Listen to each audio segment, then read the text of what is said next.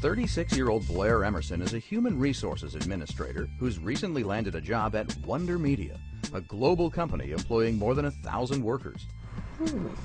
Blair has an idea for a new online collaboration tool that would enable better communication with her co-workers. That is a good idea.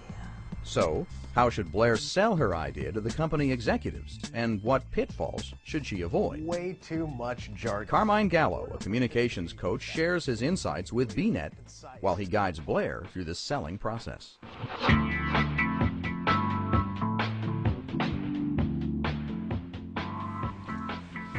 Hey, James, I've got this great idea.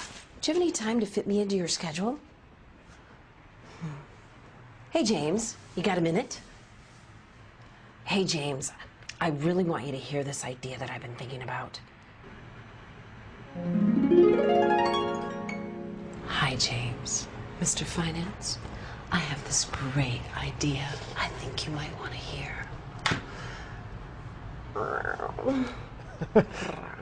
Oh boy, well that may not be the best way of approaching the finance director, or anybody at the company for that matter, but Blair has the right idea. You know, she is preparing, she's rehearsing. Skilled communicators take nothing for granted. They don't just wing it.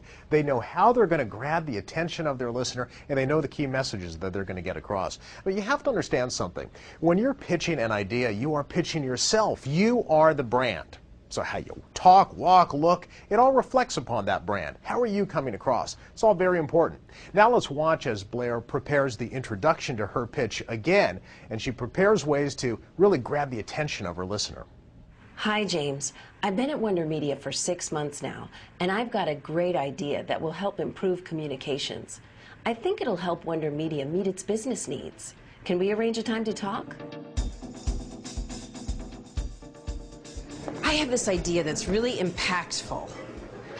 I want to talk about an online collaboration that's security-rich, multi-product, blah. And she should be cringing on that last one. Way too much jargon. In order for a pitch to be effective, it needs to be clear, concise, specific, and emotional. People don't get excited about solutions and products, but they do get excited about what that idea or that product can do for their lives or to improve their companies. Now watch as Blair sells her idea by focusing on the benefit to her company. My idea is going to make Wonder Media more efficient. It's a brand new collaboration tool that can be integrated into our technology platform and will help our employees communicate with each other more effectively, whether they're in the office, hotel room, or on the road. So at this point, Blair knows the words that she's going to use. She knows the key messages she's going to hit. And now it's all a matter of applying that pitch to the real world. Blair needs to know her audience and to speak their language. You see, everybody has a pain point. Blair is going to acknowledge that pain, but she's going to offer a cure. I know you're always concerned about the bottom line. This idea offers practical solutions that will increase worker productivity and reduce costs within the company, potentially saving more than $850,000 annually in long-distance phone calls and business travel. Oh, Blair is doing very well here. She understands the motivation of her listener. She's speaking the CFO's language. She's also being very, very specific, telling him exactly how much money the company is going to save by implementing her idea. You see, decision makers are going to interpret or filter your pitch through their own perspective. So Blair is addressing the CFO. If she was addressing the Chief Information Officer, maybe she would be more focused on just how much more effectively the systems will run based on her idea. Keep your audience top of mind. After you've presented the upside to your idea, make sure your listeners know that you've considered the potential risk and that you've taken steps to minimize it. I know this is a bold idea. We can start out in our smaller satellite offices, like Los Angeles or Cairo.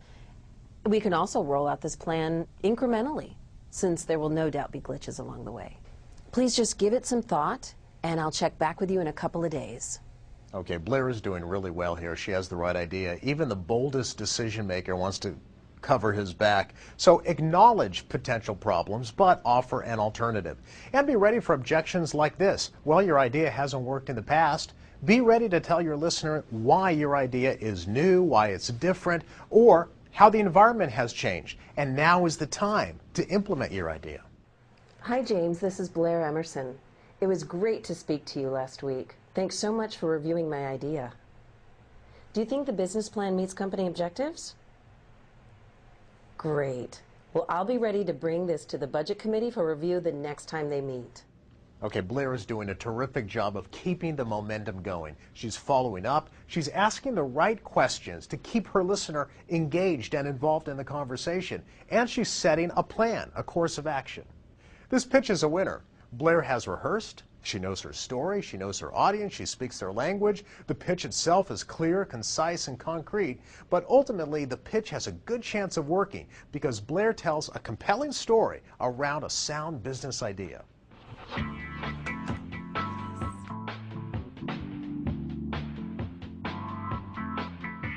For more information, go to bnet.com.